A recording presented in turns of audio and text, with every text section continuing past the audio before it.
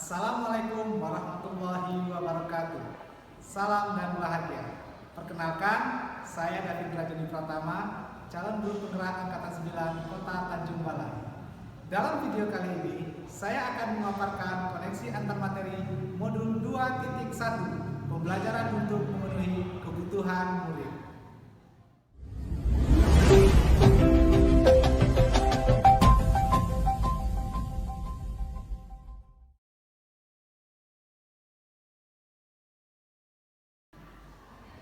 Apa yang dimaksud dengan pembelajaran berdiferensiasi? Pembelajaran berdiferensiasi adalah satu strategi dan proses dalam pembelajaran yang mencakup perencanaan, persiapan, dan penyampaian pengajaran sebagai usaha guru untuk mengakomodasi keragaman kebutuhan belajar murid di dalam kelas. Dalam pembelajaran berdiferensiasi, guru membuat pertimbangan akan mengajar siapakah, apa yang akan diajarkan, dan bagaimana materi tersebut diajarkan. Dalam artiannya, pembelajaran berdiferensiasi ada untuk mendukung kebutuhan semua murid di kelas. Setiap anak adalah unik. Sebagaimana filosofi Ki Hajar Dewantara mengatakan bahwa anak itu bukanlah kertas kosong, melainkan sudah terlahir dengan kodratnya masing-masing. Setiap anak itu memiliki bakat serta minat dan ketertarikannya masing-masing. Tentu saja, setiap anak memiliki minat, kebiasaan, pola pikir, kemampuan, dan gaya belajarnya masing-masing. Dengan perbedaan tersebut, guru mempunyai peran untuk memenuhi kebutuhan belajar setiap anak, agar anak merasa nyaman dalam pembelajaran dan tujuan pembelajaran bisa tercapai. Berikutnya adalah bagaimana pembelajaran berdiferensiasi dapat memenuhi kebutuhan belajar murid dan membantu mencapai hasil belajar yang optimal. Yang pertama, guru itu harus melakukan pemetaan kebutuhan belajar berdasarkan 3 aspek, yaitu yang pertama, kesiapan belajar, minat belajar, dan profil belajar murid, yang bisa dilakukan melalui wawancara, observasi, atau survei menggunakan angket dan lain-lain. Atau juga bisa hasil dari pembelajaran sebelumnya, guru melihat rapor siswa yang sudah didapatkan. Kemudian kesiapan belajar murid itu adalah pengetahuan awal murid yang dimiliki sebelum pembelajaran. Apa saja yang sudah ada, apa yang sudah murid ketahui, dan apa yang belum. Berikutnya, minat belajar. Minat belajar itu berkaitan dengan motivasi murid dalam pembelajaran. Setiap murid pasti memiliki motivasi yang berbeda. Berikutnya lagi adalah profil belajar. Profil belajar ini berkaitan dengan gaya belajar. Gaya belajar bisa dipengaruhi oleh lingkungan, budaya, dan lainnya. Kemudian guru itu harus memahami tujuan pembelajaran yang akan dicapai. Materi apa yang akan diajarkan, karena setiap materi pasti berbeda tingkat kesulitannya. Kemudian berdasarkan hal itu, kemudian guru melakukan asesmen berkelanjutan. Ada 3 strategi dalam pembelajaran berdiferensiasi. Guru bisa menggunakan salah satu dari strategi tersebut, atau salah duanya, atau ketiganya, kombinasi dari 3 strategi tersebut. Apa saja kombinasinya? Mari kita lihat 3 strategi yang bisa dilakukan oleh guru dalam pembelajaran berdiferensiasi. Yang pertama, diferensiasi konten. Diferensiasi konten ini berkaitan dengan adalah konten. Konten itu apa yang kita ajarkan kepada murid. Dapat dibedakan sebagai tanggapan terhadap kesiapan, minat belajar, atau profil belajar yang berbeda, atau kombinasi dari ketiga tersebut, kombinasi dari tanggapan, kombinasi dari kesiapan, minat, atau profil belajar yang berbeda tadi.